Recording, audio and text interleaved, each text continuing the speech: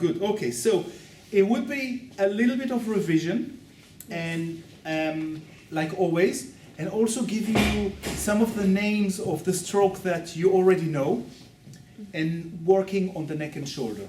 Okay, so first thing, after you calming yourself, the first stroke that we do, actually we call it hold. And the interesting thing is why it is called hold. What do you think?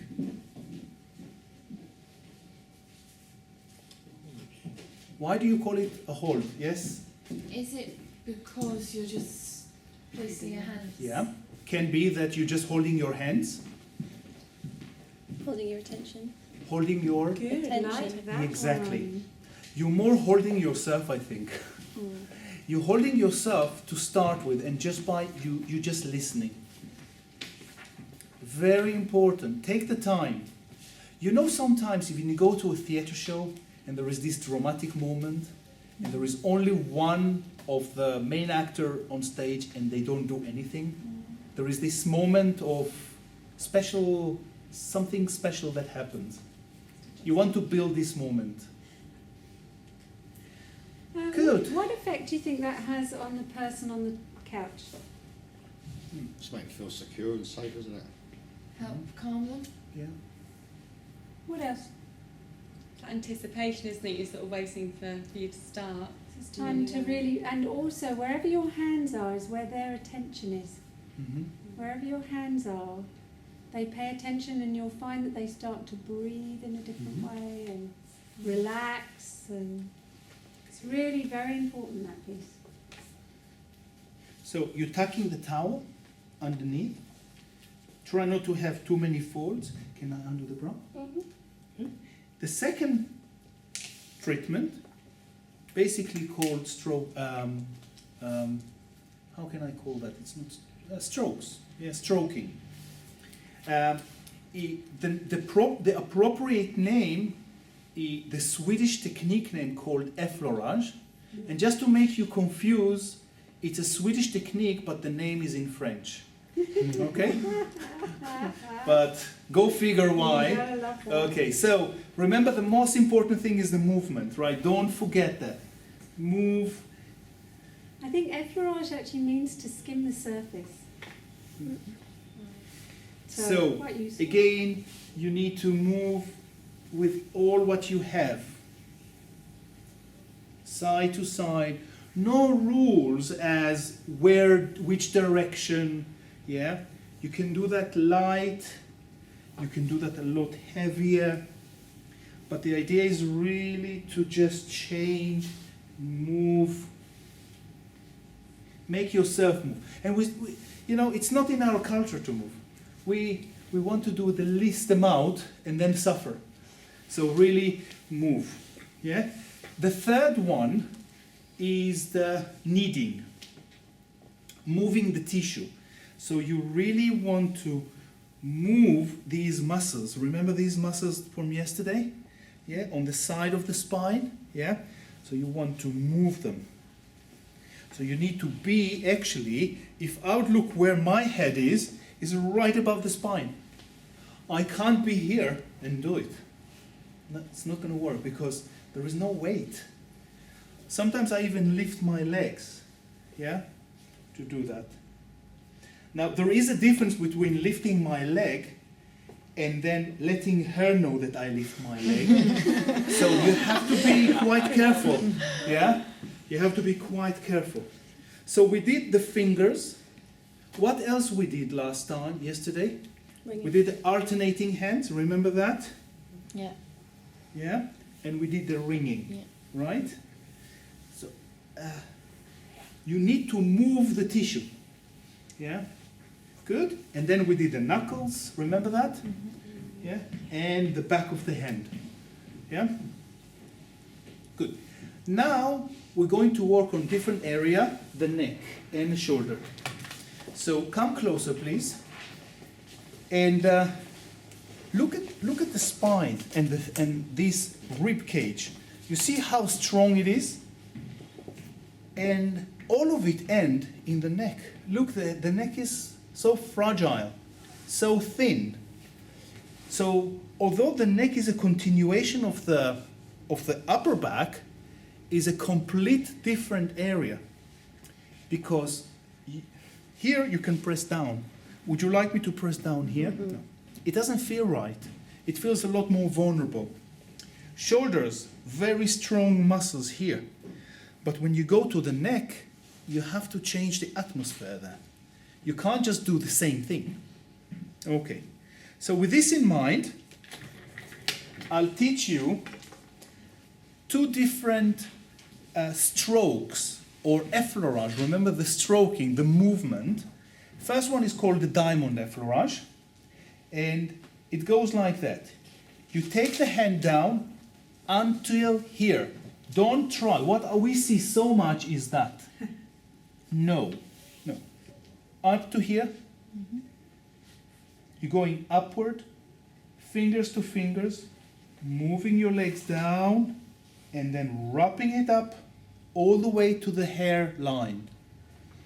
Again, you want to do it together with me? So down, up, fingers to fingers, down with your legs. Bend your knees, bend your knees, bend your knees, yes? And then wrap it together and bring everything up to you.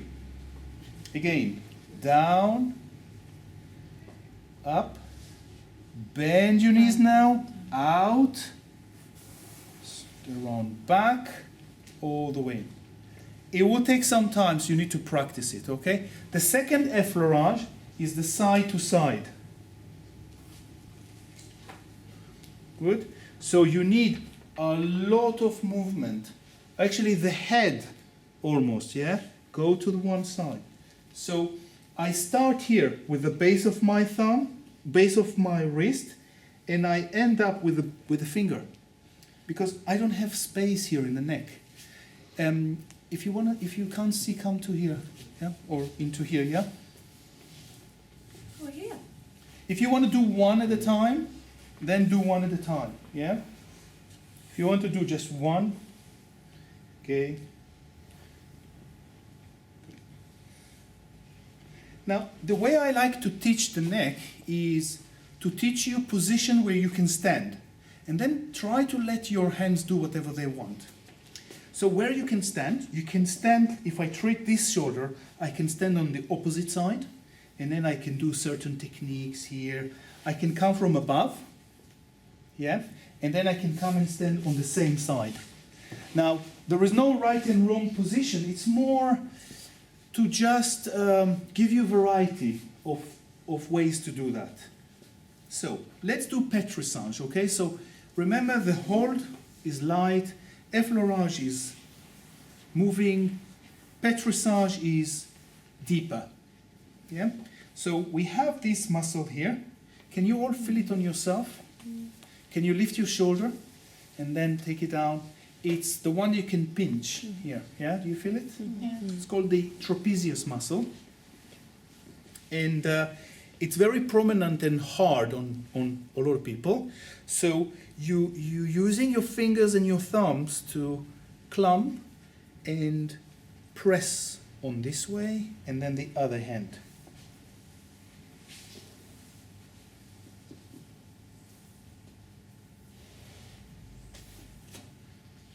Still you using your body.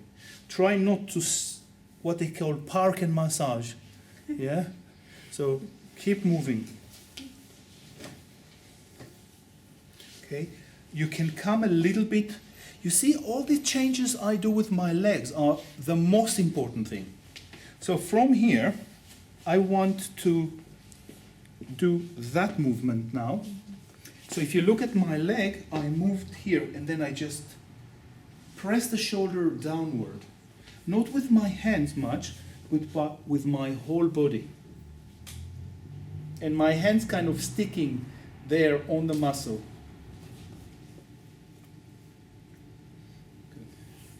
If you're losing that, you lost the party. So try to sustain it. Yeah, to sustain where you feel the tension with your fingers. Right, I want to stay there. Because if I'm here, I can't stay there really. It's a question of position, yeah? So again, the first one was here. Again, look at your head right above them, yeah? Because if I'll be here, it's a lot harder for me. I need to be quite close, and there is a nice place here near their head. You can put your head, you can put your leg. Yeah, and then stretch from here. On the neck, all you can do, maybe the camera can come a little bit closer, finger pinching almost. Yeah, it's not much. The muscles are very light. You don't want to press down, so you end up just doing that. Yeah, and then you can come here, and this is one of the fantastic things. You're working on the base of the skull. Yeah, really, really relaxing. Really, really relaxing. And you really feel the skull. You're feeling the muscle, and then it ends on the skull, and just do that slowly, patiently. Good. So, what can I do from this position? From this position, I can do a lot of pushing down. So, it's like, you see where the posture is getting to be a lot more important. So you're not here doing that. That you need massage yourself after, but straight. The body is straight all the way to the back leg. And then you wait a little bit. Or you can do it, you can move side to side a little bit. If you feel that it will be better for you to move side to side this way, yeah, but however, look at my body position, it's kind of 45 degrees. If I'm losing contact here, I'm falling. I have to be quite honest with my weight. Otherwise, it all becomes arm. Use your weight.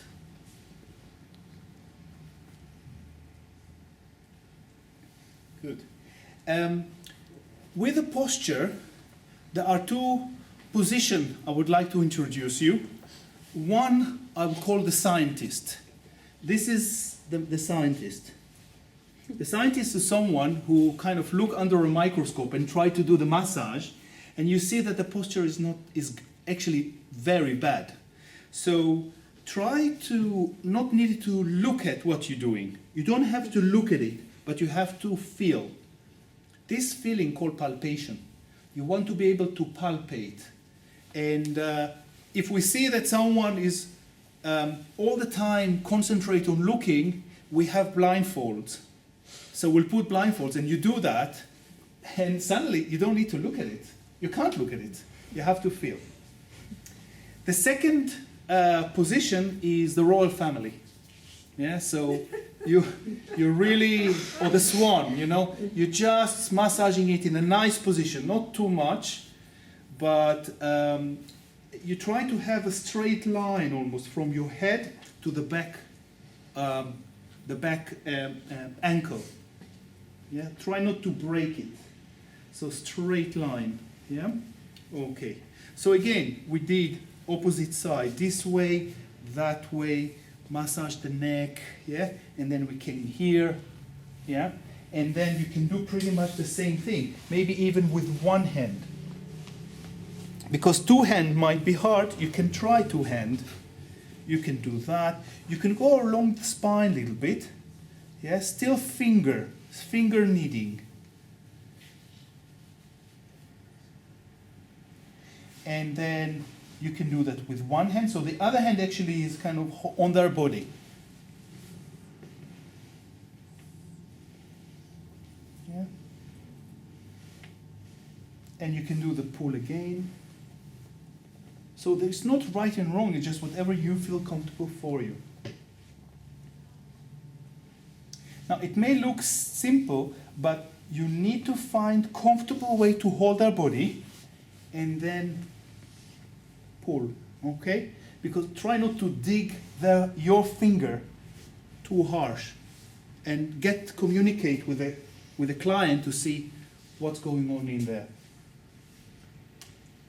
I I think it's enough, yeah? About just a ringing to finish or something, just Ringing. just ringing across the whole back. Oh, We've like done that. that, We've yeah. done that. We've Yeah. done that. So we do now neck and shoulder. All right, okay, sure. Concentrating these, yeah? Neck and shoulder. Okay, we'll come around and help you. Get some tables.